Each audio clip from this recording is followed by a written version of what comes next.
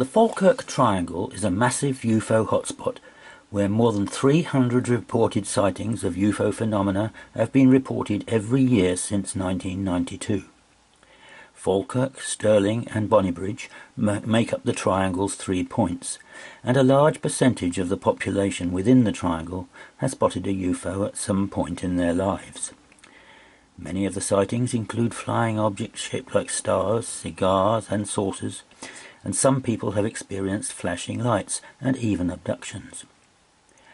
Over the years, these reports have appeared in the Scottish media, and a local councillor of the Falkirk District Council has written several letters voicing his concern to various Prime Ministers. One of the first documented accounts came in 1992, when local businessman James Walker drove between Falkirk and Bonnybridge. He spotted a shining star-shaped object hovering over the road, blocking his path. Then, as he sat in his car waiting for it to pass, Walker recalled that it flew away at an incredible speed. Others have reported seeing a howling UFO that buzzed their car, while a cigar-shaped craft was spotted landing on a golf course. In 1997, Councillor William Buchanan of Falkirk District Council wrote to the then Prime Minister Tony Blair, appealing for an investigation into the phenomena, convinced that something strange was happening. The Ministry of Defence, however, declared that they were satisfied that there is no evidence that the UK's airspace might have been compromised by hostile or unauthorised foreign military activity. Today the triangle has expanded eastward to include Fife and the outskirts of Edinburgh due to the increased number of sightings, but this expanded triangle is just a roughly triangular area. The original triangle, however, seems to be a precise Pythagorean right-angled triangle, and this map, recently published in The Holy Axis by Gary Biltcliffe and Caroline Hoare, shows that there could be a connection with the ley and energy currents described in that book. The Holy Axis is a ley running between the two holy islands of Lindisfarne and Iona, and runs through Northumberland and southern Scotland, through the area known as the Neck of Britain.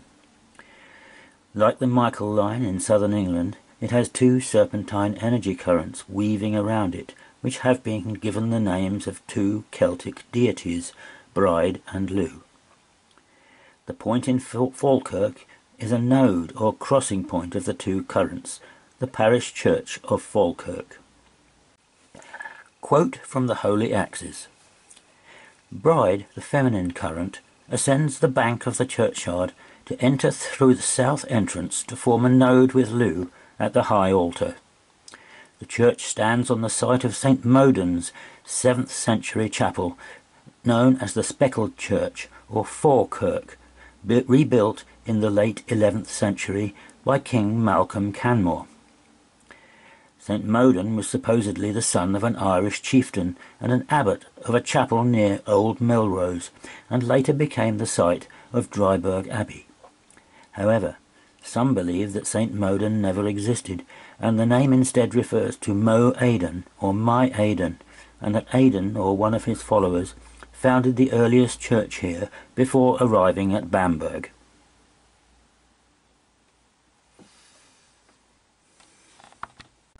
Although originally drawn as just a triangle between the three towns, the Stirling point does seem to have a significant site, although from the scale of this map it cannot be certain. It seems to be St. Ninian's Church, Stirling. St. Ninian's is a long-standing settlement which is now a district of the city of Stirling in central Scotland. It's located approximately 1 mile south of the city centre. It was originally known as Eccles, that is, church, and may have been a Christian site from an unusually early date, possibly 5th or 6th century. This church was the administrative centre for churches across the Strath of the River Forth. During the siege of Stirling Castle, part of the 1745 Jacobite Rising, The church was used to store munitions, and this blew up when the Jacobites began retreating on the 1st of February 1746. Despite claims that it was deliberate, it was more likely simply due to carelessness. Only the tower survived. It was later restored and can be seen to this day. The site in Bonnybridge is again not certain, but seems likely to be Cowden Hill in the centre of town. It is described as an indeterminate site. Gordon in 1726 recorded numerous ruins of buildings and walls and rows of terraces on the northern slopes of the site. The terraces are described as being faced with stone to a height of 10 feet and to have measured from 15 feet to 18 feet in breadth.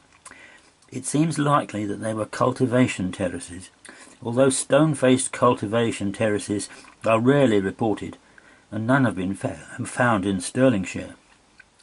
There is no further information about the walls and buildings. A cigar-shaped object, videoed at Bonnybridge. Within the triangle are two places investigated in the Holy Axis, one of which has the Bride current and the other the Loo one. These are Bannockburn and the hills of Dunipace. These two places also align with the Stirling corner of the triangle. Quote from the Holy Axis. Just west of Camelon, Loo visits another important historical site associated with the legendary times of King Arthur, or Arthur. Close to the north banks of the River Carron, between the towns of Larbert and Denny, are two natural steep-sided mounds known as the Hills of Dunipace. They stand next to the site of a 12th century church dedicated to St. Ninian, but only a few of its stones and a graveyard remain. However, the site might be older, as archaeologists found a silver Celtic brooch near the mounds set in amber with a pattern wrought in gold, dating from the 6th or 7th century. The larger of the two mounds, now shrouded by trees, has a flattened top, which appears artificial and possibly created for ceremonial purposes. A slightly smaller mound stands to the southeast in a crop field badly damaged by flooding in the 16th century. The Loo current was detected connecting both mounds and the old site of Ninian's church, which stands nearby in the circular churchyard surrounded by a stone dyke. Quote from the Holy Axis. The Bride current flows under the busy M9 motorway close to the water sanctuary of the Bannockburn and a cairn at the Bannockburn Visitors Centre and Memorial Park, just south of the royal town of Stirling. In 1314, Robert the Bruce fought King Edward II's forces here, winning the freedom of the Scots from English domination. Although many battles have occurred on the Holy Axis, the Battle of Bannockburn seems to be more powerfully felt. One explanation is that a fault line that runs east-west through the area, conductive to what is termed a thin veil area. According to local newspaper reports, strange lights in the sky have been witnessed and photographed over Bannockburn and nearby Stirling. One witness said, "I thought it was an aeroplane at first, but when it tilted forwards it was circular shape," and another stated, "They were squashed horseshoe-shaped, with a translucence round the horseshoe shape with yellowish light." Perhaps the strange lights are plasma that has morphed before the eyes of witnesses as spaceships. Bannockburn lies within the original Falkirk, Stirling, Bonnybridge triangle, the hottest UFO spot in the UK. Many of these sightings could be plasma lights, and a look at the geology map of the area gives us a clue as to why there are so many of them within this triangle of towns. Fissures and fault lines between the three towns have seams of iron-rich magnetic stones and carboniferous rocks, crossed by rivers, streams and coalfields. The most significant fault lines are the Highland Boundary Fault to the north and the Southern Upland Fault to the south. It is strange that the presence of the Holy Axis currents, combined with the geological nature of the area, should produce such a precise right-angled triangle, delineating the very powerful area.